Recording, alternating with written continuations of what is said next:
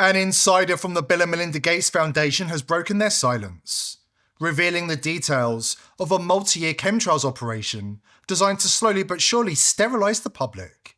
An operation that targets fertility, libido, and reproductive health. What started as a weather modification trial has turned into something else entirely. A mass-scale sterilization drive. Now, as 2025 draws to a close, the Gates Foundation isn't apologizing, they're celebrating. Their own data says population collapse is underway, and they're on schedule for 2030. A world where having children is biologically harder, economically ruinous, and permitted only with state approval. When did you first notice? When did it click that they weren't telling you the truth about what's happening above us? That the skies you grew up under no longer exist? If you live close to a dense population centre in North America, your moment probably came overhead. You looked up and saw planes flying patterns that made no sense, crisscrossing, looping back, laying grids across the sky that didn't match any commercial route map or military exercise. Not point-to-point travel, not takeoffs or landings, deliberate paths, repeated day after day. And when you tried to reconcile what you were seeing with what you were being told, that it was normal, accidental, and just condensation, the explanation collapsed under its own weight. The global elites have you locked in their sights, striking from all sides with a chilling endgame. Depopulation. Ruthless, deliberate, and evil to its core. You are the target, meant to fade away before you can flourish, build a future, or leave a legacy in the form of a family. Gates Foundation insiders have blown the whistle. 2026 is being described internally as a turning point. The year approval is allegedly given to escalate aerosol programs with the stated aim of rendering up to 100 million men infertile. They claim women are being targeted differently, through widespread reproductive damage, loss of fertility, and severe complications affecting the womb, while others face chronic reproductive disorders. The agenda is not subtle: to suppress birth rates at scale and drive entire populations towards biological sterility. Newsflash, this is not a conspiracy theory. And then we have another crazy billionaire, Bill Gates, says there's too many of us. His thing by 2030 is to depopulate the planet, and I just wondered, like, are we part of the population that he wants to Says there's too many of us. And he says it, and people go, it's a conspiracy theory. This is a conspiracy theory. He said it. Bill Gates, you go see on YouTube. He says one of the goals for by 2030 is to lower the population of the planet. One of the earliest voices to challenge what was happening in the skies was Kristen Megan, a former US Air Force veteran who publicly revealed her insider knowledge of aerosol operations. We had her on this show, back when even mentioning chemtrails was enough to get you erased.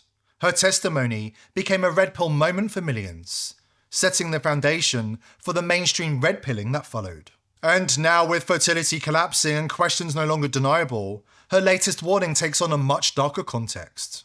What I discovered around starting in 2007, I was working in bioenvironmental engineering in the Air Force. And like I had mentioned previously, I tried to debunk this. And in the attempt to debunk it, I realized, as somebody who was approving forms called Air Force Form 3952s, I had to reject these toxicants on formerly known as an MSDS, now an SDS, because they're the very same toxicants we were trying to engineer out of the workplace. So why would we be procuring more? So lots of soil sampling, air sampling. Once I got threatened, I knew I'd found something, and it's very much happening. In fact, when I finished my master's around 2015, it was in one of my environmental textbooks that they were doing it. So it's a shock to me that people still think it's not happening. Yes, yeah. I sold the book, but I wish I still had it. And we can all see it if you look up, and it just doesn't make sense, that it's coming from like a Delta flight flying overhead. Why is this being done? And again, it might not be EPA, could be DARPA, could be War Department, could be private companies, but why are they doing this?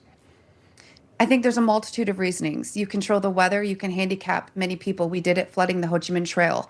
But when you had this huge climate change initiative, we needed to find ways to dim the sun and decrease the solar load.